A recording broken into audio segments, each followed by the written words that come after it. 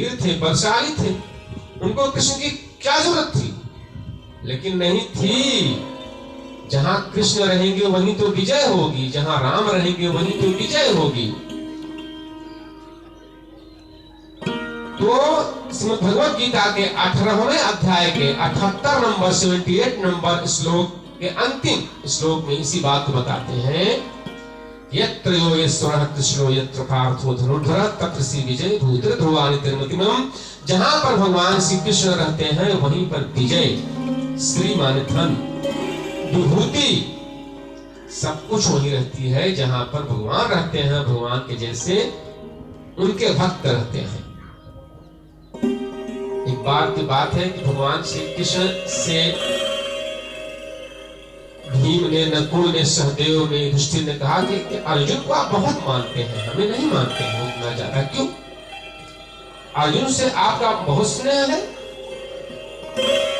तो कृष्ण मुस्कुराए कि आपको क्या बताऊं। चलो ठीक है, आज बताता हूं मैं आप लोगों को कि वो मैं अर्जुन को सबसे ज्यादा क्यों मानता हूं, भाई क्या कारण है। तो संध्या काल के बाद रात्रि हुई, भोजन करके सुबह विश्राम में गए अपने अपने शिविर में। तो भगवान श्री कृष्ण ने कहा कि आप लोग जाइए, नकुल को, भीम, सहदेव और युधिष्ठिर को कहा कि आप लोग जाइए, अर्जुन सो रहे हैं, उनके रोए रोए में अपना कान लगाइए और सुनिए क्या आवाज आ रही है, और आके हमको बताइएगा कि अर्जुन के रोए से, उनके अंग के, शरीर के बाल बाल से क्या शब्द निकल रहा है जबकि अर्जुन सो रहे हैं। तो जाकर के चारों जन अपने भाई अर्जुन के हाथ में, पैर में जब उनके कान लगाते हैं तो क्या आवाज आ रही है? हरे कृष्ण कृष्ण कृष्ण हरे हरे, हरे राम राम राम हरे हरे। भाई अर्जुन के रोए रोए से राम राम कृष्ण कृष्ण का नाम निकल रहा है। अपने आप सो गए हैं, फिर भी सोए में भी उनके रोए रोए से भगवान का नाम निकल रहा है। भाई इतना भगवान के नाम को अपने शरीर में समाहित कर लिए हैं अर्जुन जी, सोए में भी उनके शरीर के रोए रोए से भगवान का नाम निकल रहा है। चारों जन, चारों भाई उनको नमन कर लिए वहीं पर कि आप महान हो। वास्तव में जो भगवान को अपने अंदर इतना स्वीकार कर ले कि भगवान का नाम उसके रोए रोए से बाहर निकलने लगे, उससे बड़ा बताइए भगवान का भक्त कौन होगा। भगवान श्री कृष्ण तो उन्हें अवश्य प्रेम करेंगे ना।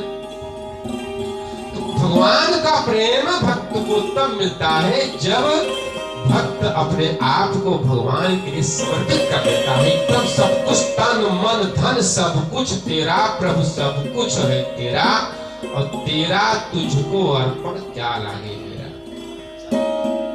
तो तेरा ही तुझको अर्पण है प्रभु जी। जब सब कुछ आपका है भगवान, हम आपको समर्पित कर रहे हैं, इस भाव से हम जब अपने आप को भगवान को सौंप देते हैं, तब प्रभु हंस करके, प्रसन्न होकर के स्वीकार कर लेते हैं और इस बात को स्पष्ट करते हैं कि विश्वद्रोह कृत अग्नि लागा, गए सर्व प्रभु का हो त्यागा। जिसके ऊपर सर विश्व में द्रोह का पाप लगा हो, एक दो पाप नहीं, सारे विश्व का पापी हो, जो उसके ऊपर सारे विश्व के द्रोह का अपराध लगा हो, पापी से पापी हो, अगर वह भी भगवान के पास जाता है जिसको भगवान अपने में स्वीकार कर लेते हैं, उसके पापों को क्षमा कर देते हैं। 18वां अध्याय के 66वें श्लोक में भगवत गीता में भगवान इस बात को कहते हैं, सर्वधर्मान् परित्यज्य मामेकं शरणं व्रज, अहं त्वां सर्वपापभ्यो मोक्षयिष्यामि। सारे धर्मों को छोड़ के मेरे पास आ जाओ। जैसे बाप अपने बेटे को बुलाता हो ना, आ जाओ मेरे पास, बेटा डरो मत, मां सोचो, सभी धर्मों को छोड़ के मेरे पास आ जाओ, तुम्हारे पापों को क्षमा करके मोक्ष प्रदान कर दूंगा। मां सोचो, डरो मत। भाई डरता कौन है? डरता वही है जो अपराधी होता है, जो गलती करता रहता है, जो दोष से भरा रहता है, जो पापों से भरा रहता है, डर भी उसी के पास रहता है। निर्भय वही रहता है जो अपराध नहीं करता है, जो पाप नहीं करता है, जो कभी गलती नहीं करता है, वह हमेशा निडर रहता है। तो भगवान कहते हैं कि आप हमारे पास आ जाओ, सभी धर्मों को छोड़ के हम आपके पापों को क्षमा करके मोक्ष प्रदान कर देंगे। बेटा डरो मत, मां सुचह। इसलिए हमें अपने जीवन में हमारा दोष कोई हमें दिखाए, हमारी कमजोरी हमें कोई दिखाए, उससे अच्छा क्या है कि हम खुद ही अपना दोष कमजोरी ढूंढ करके बाहर न निकालें। हमारे में क्या कमजोरी है हम खुद ढूंढें अपने आप में, हमारे में क्या दोष है हम खुद ढूंढें अपने आप में। जब तक हम अपने दोष को, अपनी कमजोरी को स्वयं बाहर नहीं निकालेंगे, संसार का कोई भी विज्ञान हमारे दोष कमजोरी को बाहर नहीं निकाल सकता है। नशा खाने वाले को बोल दीजिए कि आप छोड़ दो, सोती मत खा, तम्बाकू मत खाया करो, ये दारू मत पिया करो, अच्छी बात नहीं है। लाख समझा लो, इसको नहीं छोड़ेगा तब तक जब तक वो खुद नहीं चाहेगा। उसको खुद को चाहना पड़ेगा कि हम अपनी कमजोरी को ढूंढ करके बाहर निकालें।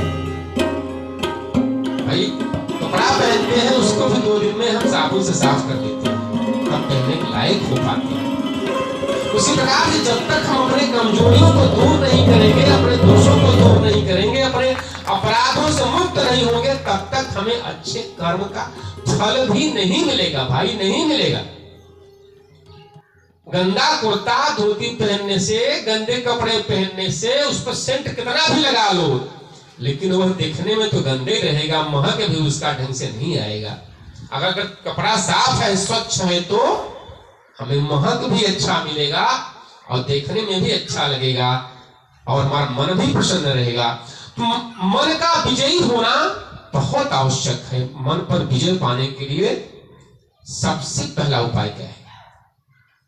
मन पर विजय पाना हो, अगर हमें अपने आप पर विजय पाना हो, अपनी कमजोरियों को दूर करना हो, हमें अपने विकारों को नष्ट करना हो, हमें अच्छाइयों की तरफ आगे बढ़ना हो, भगवान के धाम में पहुंचने की तैयारी करना हो, तो हमें सबसे पहला काम करना होगा सत्संग में भाग लेना। सत्संग, सत्य माने ईश्वर से जुड़ने की प्रक्रिया ही सत्संग है।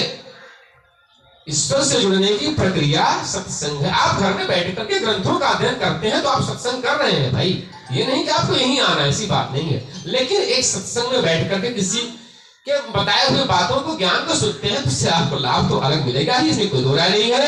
और भगवान श्री राम के चारों भाइयों के साथ में विवाह संपन्न होने के बाद महाराज